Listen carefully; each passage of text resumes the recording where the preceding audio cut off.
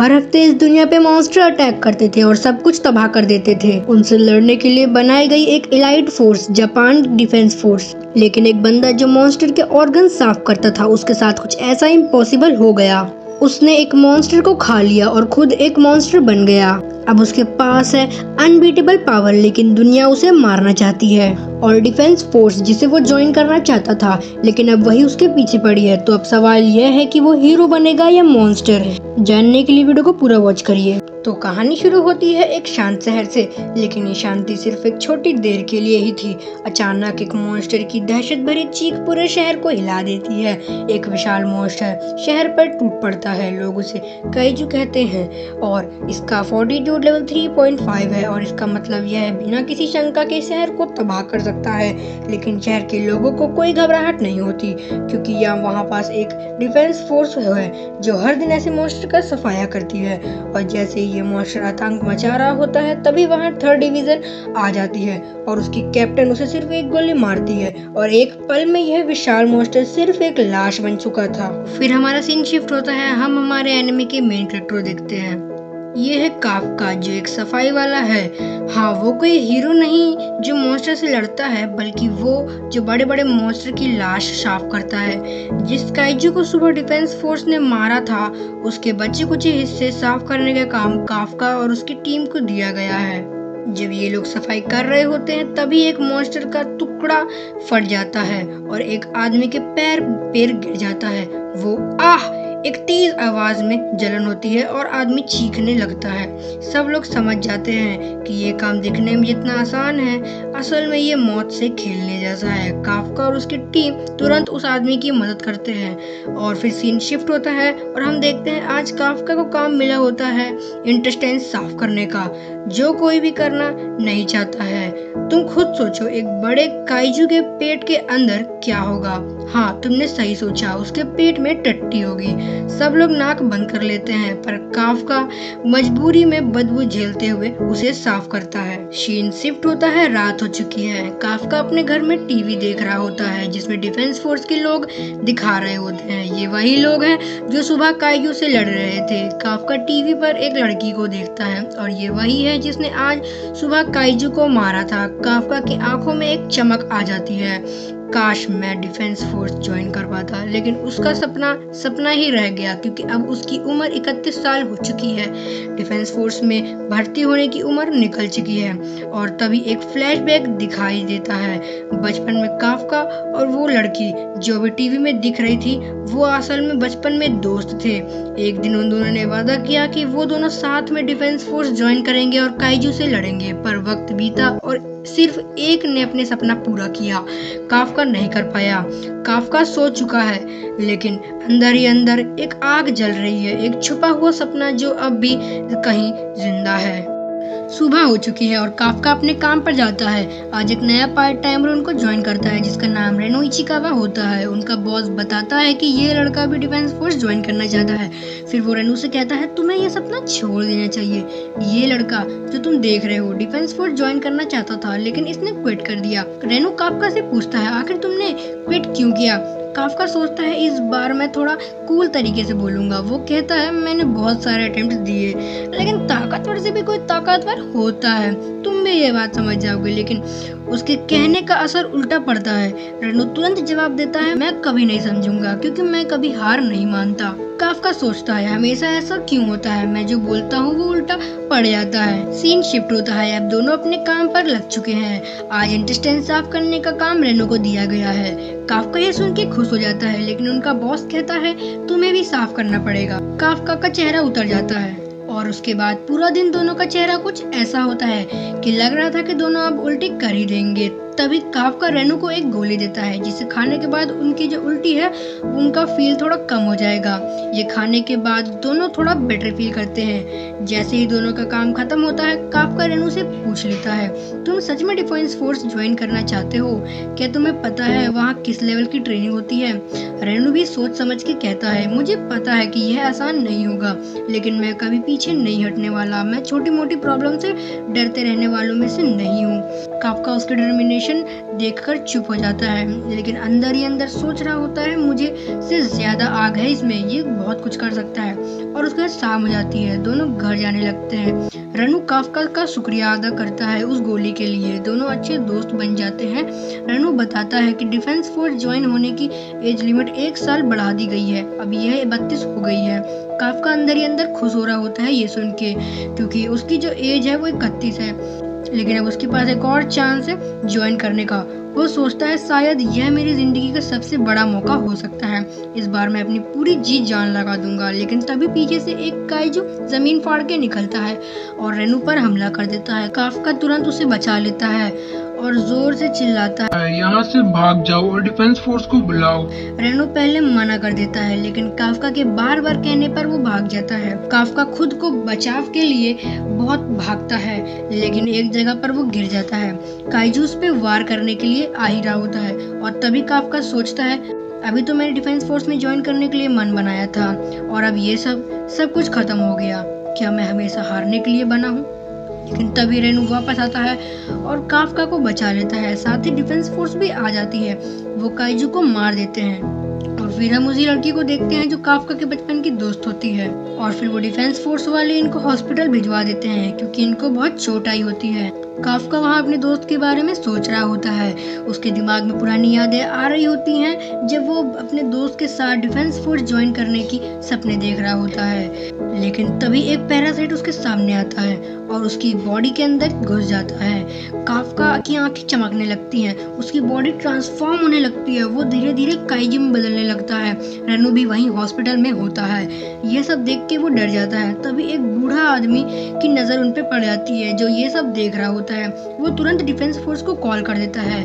यहाँ से कहानी एक नए मोड़ पे पहुंच जाती है और दूसरी तरफ पूरे शहर में अफवाह फैल जाती है कि एक काइजू को हॉस्पिटल में देखा गया है और वहीं पास वो बुढ़ा आदमी काफका को देखकर कांप जाता है।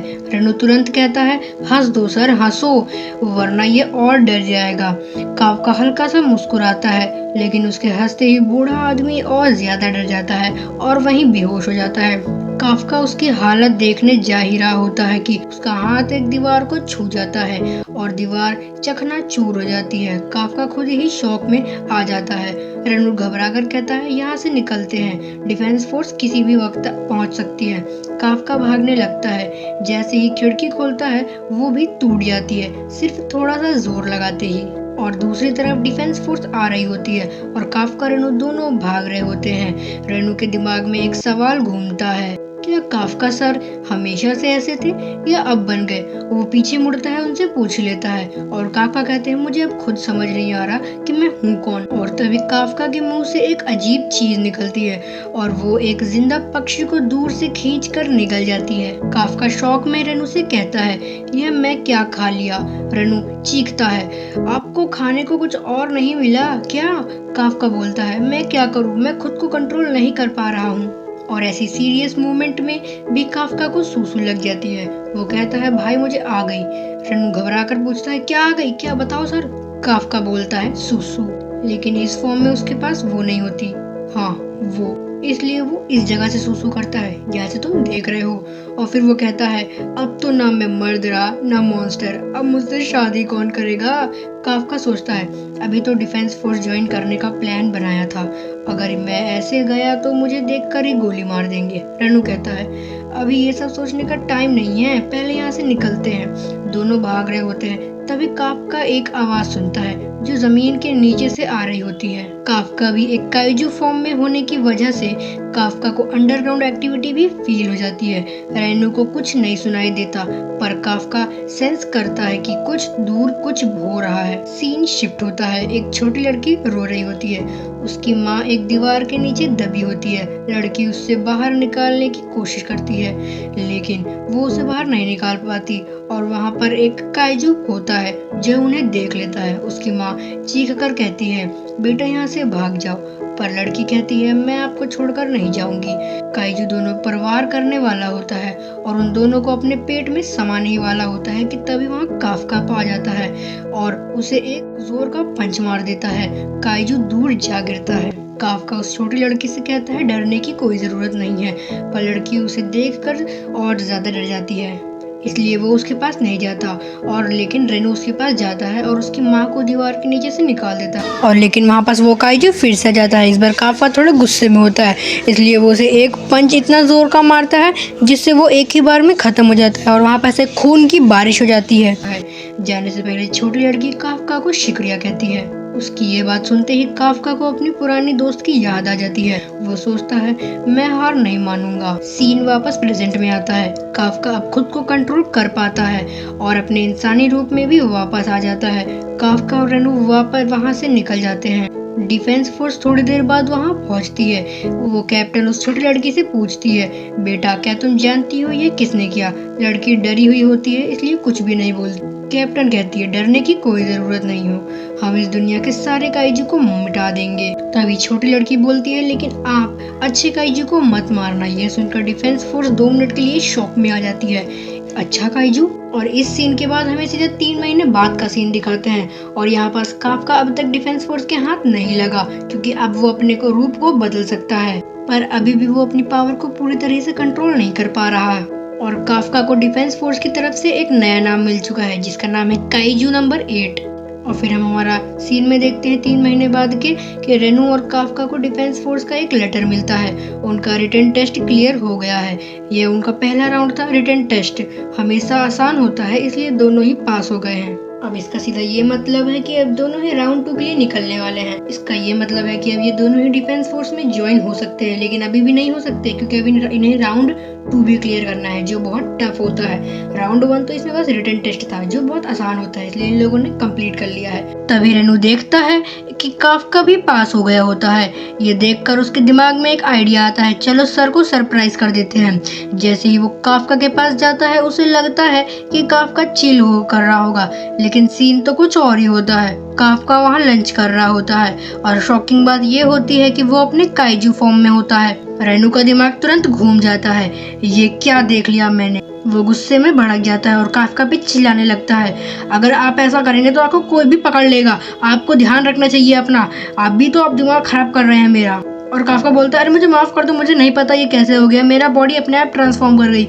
लेकिन थोड़ी देर बाद जब दोनों शांत हो जाते हैं रेनू उसको दिखा देता है कि काफका पास हो गया होता है, पर काफका की रिएक्शन बिल्कुल नॉर्मल होता है। रेनू कंफ्यूज्ड होता है, लेकिन काफका कैजुअली कहता है मैं हमेशा राउंड 1 में क्लियर कर लेता हूँ, दिक्कत सिर्फ राउंड 2 में होती है, इसलिए इस बार भी उसका रिएक्शन नॉर्मल था।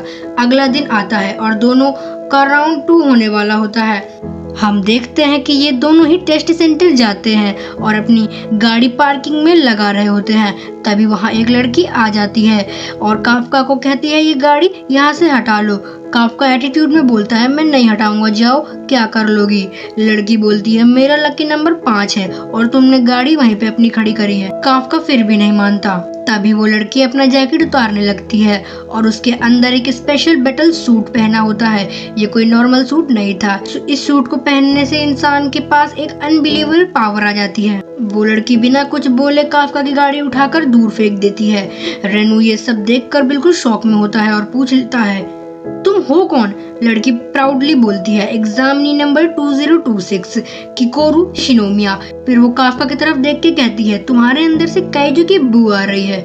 रेनू सिचुएशन को संभालता है और बोलता है हम लोग डिस्पोजल का काम करते हैं शायद, इसलिए इस बीच काफका उसके पीछे जाता है और अपनी गाड़ी को वापस पार्किंग में खड़ा कर देता है। लड़की फिर देखती है और इस बार वो शॉक में हो जाती है, ये बिना सूट के इसने गाड़ी ऐसे कैसे खड़ी कर दी।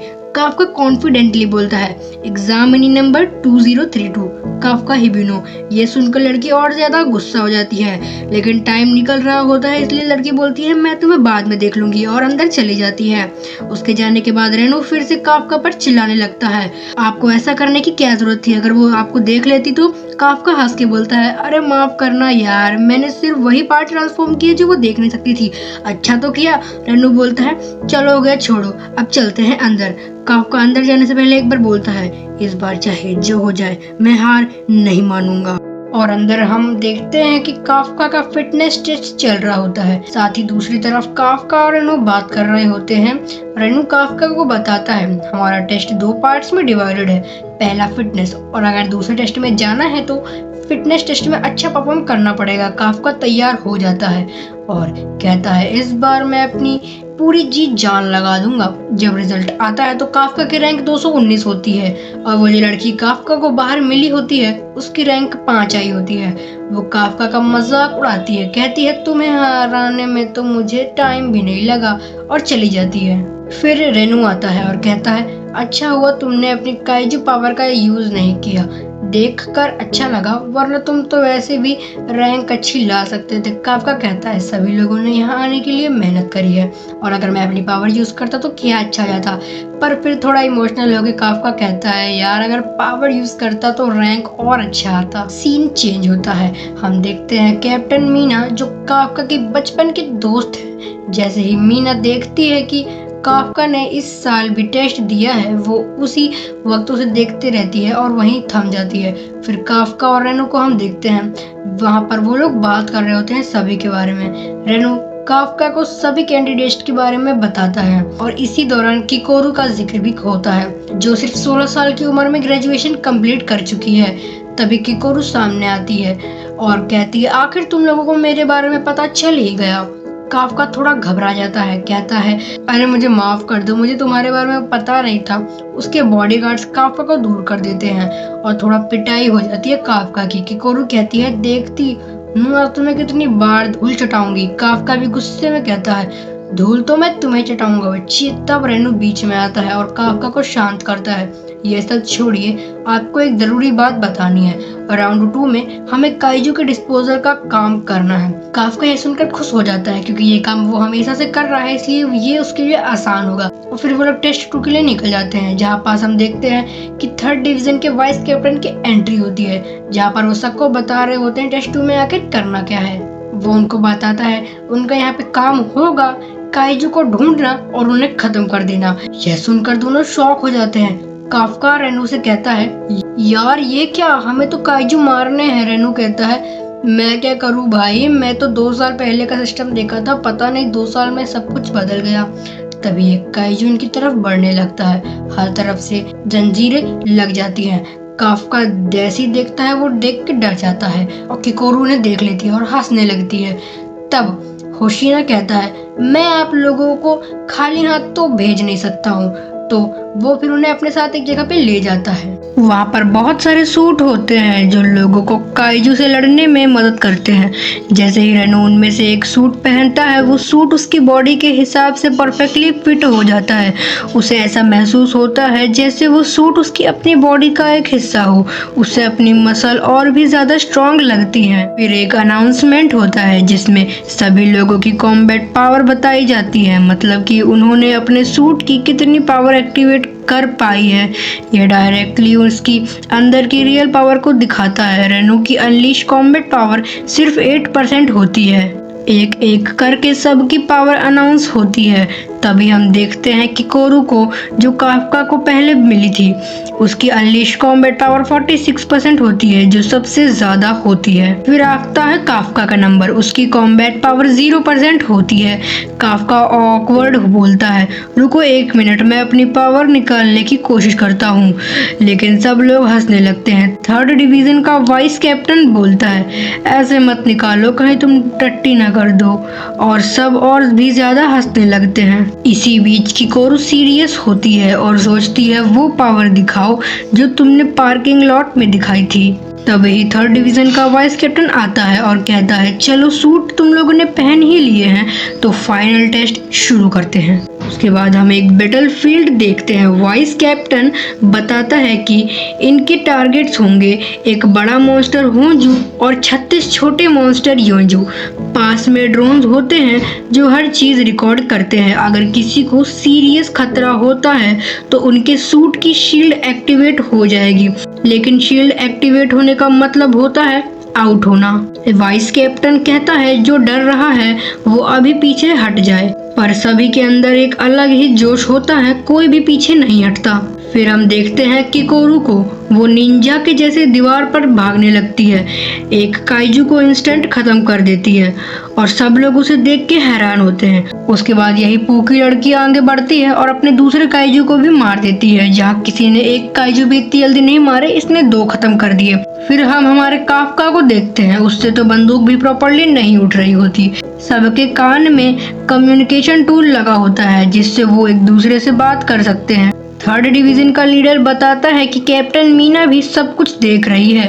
मीना का नाम सुनते ही काफका टेंशन में आ जाता है और सोचता है इस बार चाहे जो हो जाए मैं अपनी ताकत दिखा के रहूंगा। काफका एक काइजू को ढूंढता है। वो काइजू को वो जैसे ही देखता है वो समझ जाता है इस टाइप के काइजू को तो मैंने पहले भी एक बार डिस्पोज करा है, इसलिए उसको पता है कि इसकी किस पार्ट में अटैक करने के बाद ये मर जाएगा। इसलिए वो सबसे पहले उसके ऊपर एक स्मोक बॉम्ब फेंकता है और जो लोग उसे पहले से मारने की कोशिश कर रहे होते हैं वो उनसे बोलता है कि तुम लोग इसके पेट में फायर करो। और जैसे ही वो लोग काफका की बात मानते हैं और उसे फायर करते हैं, वो काइजू वहीं पे ढेर हो जाता है। फिर काफका एक दूसरे काइजू की तरफ बढ़ता है, लेकिन रास्ते में एक और काइजू उस पर हमला कर देता है। काफका एक दीवार से टकरा जाता है। जब वो काइजू काफका की तरफ बढ़ रहा होता है, सबको लगता है कि अब काफका का काम तमाम। 3rd डिवीजन का लीडर कहता है शील्ड ऑन कर दे, पर काफका मना कर देता है और कहता है मैं मर जाऊंगा लेकिन आउट नहीं होऊंगा। तभी एक तेज आवाज होती है और काइजू तुरंत गिर जाता है। लोगों को लगता है ये कैसे हो गया, क्या ये काफका ने करा? फिर हम वहां पर देखते हैं ये काफका ने नहीं किया, ये उस किकोरू ने करा है। और वो कहती है कि मेरे साथ बैटलफील्ड में कोई नहीं मरेगा। काफका उसका शुक्रिया अदा करता है, लेकिन किकोरू बिना कुछ कहे बड़े वाले काइजू की तरफ बढ़ जाती है। दूसरी तरफ काफका के पैर में चोट लग चुकी होती है। वो गिर पड़ा होता है, तड़प रहा होता है, लेकिन हार नहीं मानता। धीरे धीरे वो खड़े होने की कोशिश करता है और जोर से कहता है इस बार मैं हार नहीं मानूंगा, और फाइनली वो खड़ा हो जाता है। इस छोटी सी जीत के साथ काफका की कॉम्बैट पावर 0.1% बढ़ जाती है और इसी के साथ ही वो ऑफिशियल डिफेंस फोर्स में क्वालिफाई कर लेता है। 0 के ऊपर सभी लोग एलिजिबल होते हैं। अब काफका को अपनी पावर और बढ़ानी। काफका खड़ा हो उठता है। वाइस कैप्टन उससे कहता है चलो ठीक है अगर तुम यही चाहते हो तो, लेकिन अगली बार ऐसा कुछ हुआ तो मैं शील्ड ऑन कर दूंगा। इस बार काफका जोश में कहता है हाँ जरूर, लेकिन कहते कहते ही उसकी आवाज थोड़ी कमजोर पड़ जाती है क्योंकि उसके पैर में चोट लगी है। वो चल नहीं सकता। वो रेनू से कहता है यहाँ से चले जाओ, मेरी चिंता मत करो, पर रेनू उसकी बात नहीं मानता। वो कहता है मैं जाऊंगा तो आपके साथ ही। यह सुनकर काफका थोड़ा इमोशनल हो जाता है। जैसे रात को सोने से पहले नॉस्टैल्जिया फील होता है, वैसे ही काफका को भी होता है और रेनू काफका को अपने कंधे पर उठा लेता है। रेनू घबरा कर कहता है ऐसे मत चिल्लाओ, मुझे शर्म आ रही है। वाइस कैप्टन होशिना उन्हें देखकर हंस पड़ता है। क्या कहूँ, इन दोनों को पास कर दूं? बड़ी अच्छी कॉमेडी कर रहे हैं। काफका रेनू से कहता है कि कोरू का पीछा करो और रेनू बोलता है मुझे कस के पकड़ लो सर। रेनू लिटरली रॉकेट की स्पीड से निकल जाता है। दूसरी तरफ बाकी लोग काइजू से लड़ रहे होते हैं। एक गुलाबी बालों वाला लड़का बड़े वाले काइजू की तरफ बढ़ता है, लेकिन किकोरू उससे पहले आगे निकल जाती है। किकोरू हर एक काइजू को एक एक करके खत्म करती जाती है। वो एक बंदूक छोड़कर सिर्फ डंडे से लड़ रही होती है और सबको अपने रास्ते से हटा देती है। फिर वो बड़े वाले मॉन्स्टर होंजू के ऊपर पहुंच जाती है और उसके ऊपर एक बॉम्ब फेंक देती है, लेकिन उस छोटे से बॉम्ब का कोई असर नहीं होता। वो बिल्डिंग के ऊपर से सीधा कूदती है, मॉन्स्टर के मुंह पर लैंड करती है और उसके पेट में गोली मार देती है और वो बड़ा काइजू वहीं पे खत्म हो जाता है और गिर जाता है। एग्जाम का फाइनल स्टेज क्लियर हो चुका होता है। सब लोग किकोरू को देखकर शॉक में होते हैं। ड्रोन्स वापस बुला लिए जाते हैं। दूसरी तरफ काफका और रेनू थक जाते हैं और जमीन पर लेट जाते हैं। कैप्टन मीना भी अब इम्प्रेस होती है, इस लड़की ने तो कमाल कर दिया। वाइस कैप्टन होशिना कहता है मुझे लगा था इस बार कम से कम 30 लोग ड्रॉप आउट होंगे, हमें इतने अरेंज करने में इतना टाइम लगा और इसने सब कुछ खत्म कर। किकोरू के चेहरे पर कोई एक्सप्रेशन नहीं होता। वो कहती है पापा मैं परफेक्ट बन गई हूँ, मैं परफेक्ट हूँ। वो वहाँ से जाने लगती है। तभी पीछे धुएं में एक आकृति दिखती है। जब तक समझ पाए कि वो क्या है, उसके सीने पे एक गोली जैसा कुछ लगता है। वो घुटनों के बल गिर जाती है। किकोरू जोर से चिल्लाने लगती है। सब लोग शॉक में आ जाते हैं। जितने भी काइजू मर गए थे वो वापस जिंदा होने लगते हैं। काफका सब देखकर तुरंत समझ जाता है कि ये क्या हो रहा है। क्योंकि उसके पास अभी एक काइजू जैसा सन्स है। वो महसूस करता है कि आसपास बहुत ही पावरफुल काइजू है। किकोरू खून की उल्टी कर रही होती है, लेकिन वो बच जाती है क्योंकि उसकी सूट में हीलिंग प्रॉपर्टीज होती हैं। तभी एक आवाज आती है, वाह तुम अभी भी जिंदा हो। तो ये सुनकर किकोरू घबरा जाती है क्योंकि वो आवाज उस काइजू की थी। वो सोचती है ये बात कर सकता है और बोलता है ये बात करने वाला इंटेलिजेंट काइजू है। वो फिर से उठती है उसे मारने के लिए, पर वो काइजू कहता है इंसान को उतना ही चबाना चाहिए जितना वो निगल सके, और वो उसकर बहुत सारी गोलियां मार देता है। किकोरू एक और बार जमीन पर गिर जाती है। कंट्रोल हाउस में पता चलता है कि जितने भी काइजू मर गए थे वापस जिंदा होने लगते हैं और उनकी पावर पहले से भी ज्यादा हो गई थी। पहले इनका फोर्टिट्यूड लेवल 2.5 था, अब 4 से भी ज्यादा हो चुका है। फोर्टिट्यूड लेवल बताता है कि कोई काइजू कितना ताकतवर है। कैप्टन और वाइस कैप्टन को भेजने का फैसला होता है क्योंकि ये काइजू बहुत ज्यादा पावरफुल है, लेकिन उनके पास विजुअल्स नहीं है क्योंकि ड्रोन्स वापस बुला लिए गए थे। सिर्फ सेंसर से ही ट्रैक हो रहा है। कैप्टन मीना और होशिना निकल जाते हैं उस काइजू की तरफ। सब लोग इवैक्यूएट में लगे होते हैं। किकोरू फिर से अपने सूट से खुद को हील करती है। वो उठती है और कहती है मैं इस तरह हार नहीं मानूंगी। अगर मैं अभी इस काइजू को नहीं रोकूंगी तो 100 से भी ज्यादा लोगों की जान जाएगी। जब मैं जंग के मैदान में होती हूँ किसी की जान नहीं जा सकती। वो फिर से अटैक करती है, लेकिन बड़ा हुआ काइजू एक जोर का पंच मारता है और उसे दीवार पर फेंक देता है। और अब हम देखते हैं किकोरू का पास्ट। बचपन में वो हमेशा फर्स्ट आती थी। इस बार भी लिस्ट में उसका नाम सबसे ऊपर था। किकोरू अमीर थी इसलिए उसके पास बॉडीगार्ड भी होता था। बॉडीगार्ड कहता है आज आपके पिताजी घर पर हैं, आपसे मिलना चाहते हैं। रिजल्ट देखकर काफी खुश है वो, लेकिन जब वो मिलती है उसके पिताजी सिर्फ इतना कहते हैं, एक बार की मिली जीत पर खुश मत हो, अगली बार भी वैसा ही रिजल्ट चाहिए। अब से ट्रेनिंग शुरू करो और हाँ तुम्हें परफेक्ट बनना है पड़ेगा, अपनी मरी हुई माँ के लिए भी। किकोरू धीमी आवाज में कहती है जी जरूर। और फिर हम वापस प्रेजेंट में आते हैं। वो कहती है मैं नहीं हारूंगी। वो एक और बार गोली चलाती है, लेकिन एक बार फिर से काइजू उस पर हमला करता है और इस बार वो खड़े होने लायक भी नहीं रहती। वाइस कैप्टन होशिना और कैप्टन मीना उसे बचाने के लिए आ रहे होते हैं, पर किकोरू सोचती है इस बार मैं परफेक्ट नहीं हो पाई, इस बार मैं हार गई, मुझे माफ कर देना पापा, माफ कर देना। तो गाइज आज का वीडियो बस यहीं तक था, और अगर आपको नेक्स्ट पार्ट चाहिए तो पार्ट 2 को बार बार कमेंट में स्पैम करिए और मैं पार्ट 2 जल्दी लाऊंगा। तो मिलते हैं नेक्स्ट वीडियो में। Bye bye.